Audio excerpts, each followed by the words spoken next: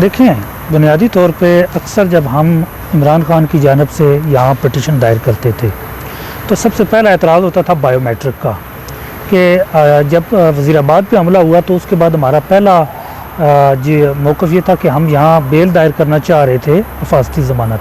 तो हमने through attorney यहाँ अप्लाई करने की कोशिश की लेकिन वो एक्सेप्ट नहीं की गई।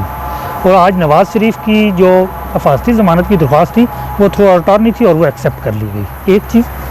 दूसरी चीज़ ये है कि जब भी ये अमूमी तौर पे ये यहाँ रवैया रखा गया है अदालतों की हद तक, अक्सर ये होता है कि हमारी दरख्वास्तें जो है ना वो फ़िक्स ही नहीं होती। अब वो देर से फ़ैसला सुनाया जाता है। जब हमें फ़ैसला चाहिए होता है, जब हमें रिलीफ चाहिए होता है कि एक टाइम पे फ़ैसला आ जाए तो हमारे पास नीचे वाली कोर्ट के लिए कोई डायरेक्शन वाज़ेह हो जाए, लेकिन कभी टाइम पे फ़ैसले नहीं हो पाए, जिसकी वजह से हमें ट्रायल कोर्ट्स में बहुत नुकसान उठाना पड़ा। और स्पेशली अभी जो साइफर केस है इसके अंदर भी ऐसे ही हुआ है कि हमने हाई कोर्ट के अंदर एक हुक्म चैलेंज किया, उसका फ़ैसला इतने देर से दिया गया कि वो फिर नीचे उसका वो इन्फेक्शस हो गया। देखें, जहाँ तक नवाज़ शरीफ का रिलीफ का है, नवाज़ शरीफ हमेशा फ़िक्स मैच खेलते रहे, चाहे वो ख़ुद खेलते रहें चाहे वो दूसरों के ख़िलाफ़, चाहे वो बेनज़ीर भुट्टो के ख़िलाफ़। आपको अगर याद हो कि एक टेलीफोन कॉल लीक हुई थी तो वहाँ भी फ़िक्स मैच दूसरों के ख़िलाफ़ और अपने लिए भी फ़िक्स मैच। अब जितने भी आज तक नवाज़ शरीफ के ख़िलाफ़ केसेस हुए हैं वो नायल हों चाहे वो सज़ा याफ्ता हों, लेकिन उनको हमेशा रिलीफ मिल जाता रहा है और एक्स्ट्रा ऑर्डनरी मिला है और हदूद से, कानूनी आइनी हदूद से बाहर जाके मिला है।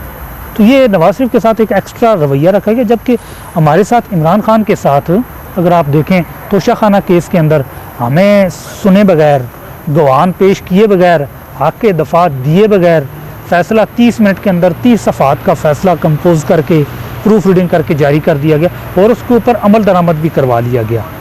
जबकि दूसरी तरफ नवाज़ शरीफ के लिए कोई भी फ़ैसला होता है उस पर अमल दरामद फ़ौरन हो जाता है। आज अगर आप देखें ये इस्लामाबाद हाई कोर्ट के अंदर कोर्ट रूम नंबर 1 के अंदर नवाज़ शरीफ ने हिफाजती ज़मानत थ्रू अटॉर्नी दायर की और उस बेंच के सामने सिर्फ एक ही केस था, वो था नवाज़ शरीफ का। आप नवाज़ शरीफ का वकील दलाइल दे रहा है, जो उतनी देर में नैब का वकील खड़ा होकर कहता है जी हमें कोई एतराज़ नहीं है, इनको ज़मानत दे दें, ये आना चाह रहे हैं तो आ जाएं।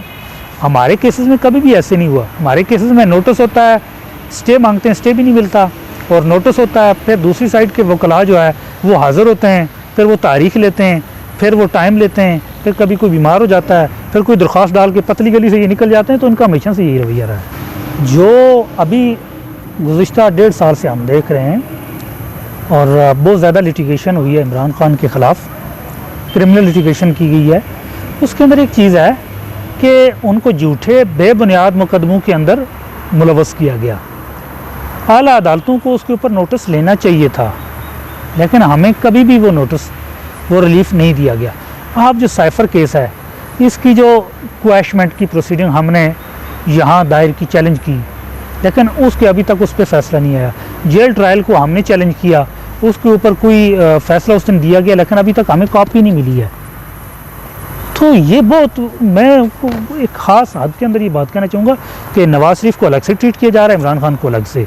अब इमरान खान को जो उनके आइनी और कानूनी हकूक़ हैं, रिलीफ हैं, वो उनको नहीं मिल रहे। नवाज़ शरीफ को बगैर यहाँ आए रिलीफ मिल रहे हैं और नवाज़ शरीफ की ये तारीख रही है कि उनको बगैर आए हमेशा रिलीफ मिले हैं।